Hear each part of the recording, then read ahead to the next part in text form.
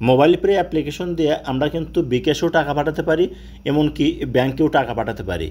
কিন্তু এই mobile pay application দিয়ে যে মোবাইলে রিচার্জ করা যায় এটা কিন্তু আমরা অনেকেই জানি না প্রিয় দর্শক। আর না জানার কারণেই আমাদের ফ্যামিলিতে কারো যদি রিচার্জ করার প্রয়োজন পড়ে তাহলে আমরা কিন্তু রিচার্জ করে এমার্জেন্সিভাবে কোনো রিচার্জ করতে পারি না।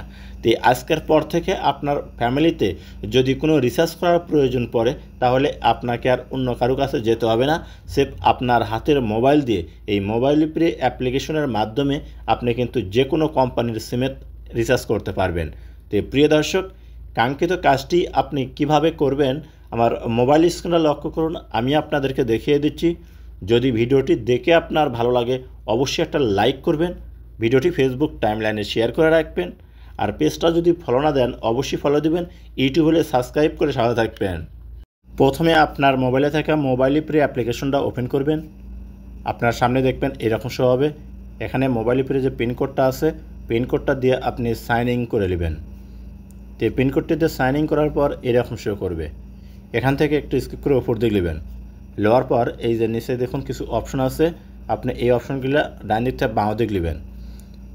একবারে নিচে দেখুন লেখা আছে কি রিচার্জ ইন্টারন্যাশনাল নাম্বার, আপনাকে এই অপশনটার উপর একটা ক্লিক করতে হবে।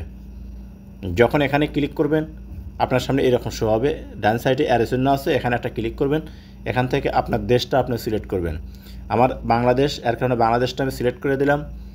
বাংলাদেশ সিলেক্ট করার পর দেখবেন এরকম শো হবে। তারপরে দেখুন এখানে এয়ারটেল আছে এবং বাংলালিংক আছে, এছাড়াও গ্রামীণ ফোন আছে। এখানে দেখুন এই সাইটে আছে হচ্ছে আপনার রবি প্রিয় দর্শক। তারপর আছে হচ্ছে টেলিটক। এখন আপনি যে নাম্বারে রিচার্জ করবেন সেই নাম্বারটা আপনাকে সিলেক্ট করতে হবে। সেই কোম্পানিটা এখান থেকে দেখুন আমি গ্রামীণ আপনার কোম্পানিতে দেখাচ্ছি। তো এই যে গ্রামীণ ফোন এখানে ক্লিক করলাম, নিচে কন্টিনিউ শো করবে, এখানে কন্টিনিউর উপর ক্লিক করে দেবেন। যখন এখানে ক্লিক করবেন আপনার সামনে এরকম শো হবে। এখন আপনি কত দিনকার এমবি এবং কত দিনকার মিনিট কিনতে চাচ্ছেন সেই একটা চার্ট কিন্তু এখান থেকে শো করবে। এই চার্টগুলো দেখেই আপনি ডিসিশন নেবেন যে আপনি কত দিনকার জন্য এমবি কিনবেন এবং কত মিনিট কিনবেন এবং কত রিয়াল কাটবে সেটাও কিন্তু ডান সাইডে দেখুন ছোটো করে লেখা কিন্তু দেওয়া আছে।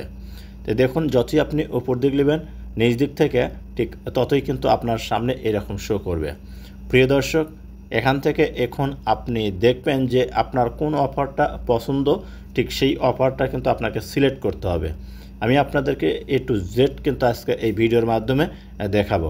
তো এখান থেকে আমি দেখুন 2GB এবং আপনার 80 মিনিট 7 ডেজ, অর্থাৎ 7 দিনের জন্য 2GB এবং 80 মিনিট আপনার লাগবে হচ্ছে কত, এখানে 7.25 সালালা।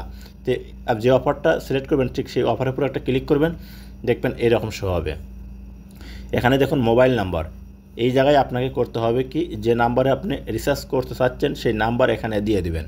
তো দেখুন আমি যে নাম্বার রিচার্জ করব ঠিক সেই নাম্বার এখানে দিয়ে দিলাম। দেওয়ার পর এই যে নিচে একটা ঘর আছে এখানে টিক মার্ক দেবেন। দেওয়ার পর কন্টিনিউ এখানে ক্লিক করবেন, এইরকম শো করবে। এখানে আপনার সামারিটা কিন্তু দেখা যাবে। এই জায়গায় আপনার কিন্তু সম্পূর্ণ দেখা যাবে কত রিয়াল কাটবে, বাংলার কত টাকা কাটবে, A to Z। তো প্রিয় দর্শক, যদি আপনি রিচার্জ করতে চান তাহলে কনফার্মে ক্লিক করবেন। কনফার্মে ক্লিক করলেই কিন্তু আপনার মোবাইলে রিচার্জটা হয়ে যাবে। তো আমি আর আপনাদেরকে রিচার্জ করে দেখালাম না, প্রসেসটা আমি আপনাদেরকে দেখালাম, কারণ আমি এই নাম্বারে রিচার্জ করব না। তো প্রিয় দর্শক, যদি ভিডিওটা দেখে আপনাদের ভালো লাগে অবশ্যই সাথে থাকবেন। দেখা হবে নতুন কোনো ভিডিও নিয়ে ইনশাআল্লাহ। ভালো থাকুন, সুস্থ থাকুন।